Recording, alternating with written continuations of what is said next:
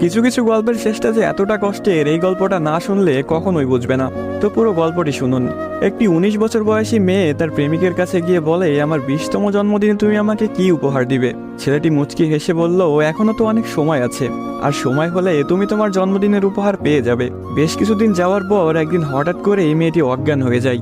বাসার সবাই বেশ অস্থির হয়ে যায়, কিছুই বুঝে উঠতে পারছিল না কেউ কি হয়েছে মেয়েটার। তারপর সবাই মিলে তাকে হাসপাতালে নিয়ে গেল।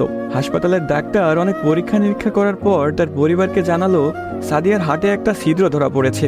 এখন যদি খুব তাড়াতাড়ি হার্ট পরিবর্তন না করা হয়, তাহলে হয়তো সাদিয়াকে আর বাঁচানো সম্ভব হবে না। সবাই এই কথাটি শুনে কান্নায় ভেঙে পড়ল। সাদিয়ার মা বাবা কিছুতেই মেনে নিতে পারছিল না। সাদিয়ার প্রেমিক সাকিব তার বিষয়ে ডাক্তারের কাছ থেকে সবকিছু শুনে বলল, এ কিছুতেই হতে দিবে না সে। তারপর সাকিব মেয়েটির রুমে গেল, দেখলো তার ভালোবাসার মানুষটি বিছানায় শুয়ে আছে। সাকিবের কাছে যেতে এই মেয়েটি বলল, সাকিব, আমি মনে হয় আর বাঁচবো না। সাদিয়ার চোখের পানি মুছে দিয়ে সাকিব বলল, কে বলেছে তুমি বাঁচবে না? তুমি খুব শীঘ্রই ভালো হয়ে যাবে। মেয়েটি বলল, তুমি কি করে জানলে? ডাক্তার তো বলেছে আমার হার্টে একটা ছিদ্র ধরা পড়েছে, আর আমাকে বাঁচানো সম্ভব না। ধুর পাগলি, তোমার কিছুই হবে না, দেখো তুমি ভালো হয়ে যাবে। এভাবেই বেশ কিছুদিন যাওয়ার পর সাদিয়া সম্পূর্ণ সুস্থ হয়ে যায় এবং বাসায় ফিরে যায়। বাড়িতে ফিরে এসে সাকিবকে খুঁজতে থাকে, না পেয়ে সাকিবের বাড়ি চলে যায়। সাকিবের বাড়িতে কেউ নেই। অবশেষে সাকিবের ছোট বোনের দেখা পেল সাদিয়া। কিরে, তোমার ভাই কোথায়? সাকিবের বোন কোনো কথা না বলে হাতের ইশারা করে সাকিবের রুমটা দেখিয়ে বলে উঠল, টেবিলের উপরে আপনার জন্য একটা চিরকুট রাখা আছে।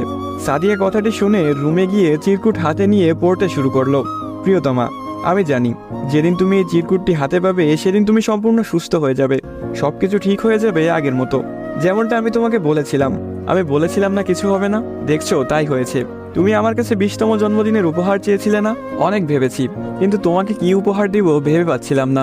তোমার অসুস্থতার কথা যখন ডাক্তারের কাছ থেকে শুনলাম, যখন বললো একটা হার্ট খুঁজতেছিল, তখন মনে হলো তোমার জন্য এর চাইতে ভালো কোনো উপহার হয় না। আমার হার্টটাই ছিল তোমার জন্য শ্রেষ্ঠ উপহার, যা আমি তোমাকে দিয়ে গেলাম। মন খারাপ করো না, আমি আকাশের ওই উপর থেকে তোমাকে সব সময় দেখব।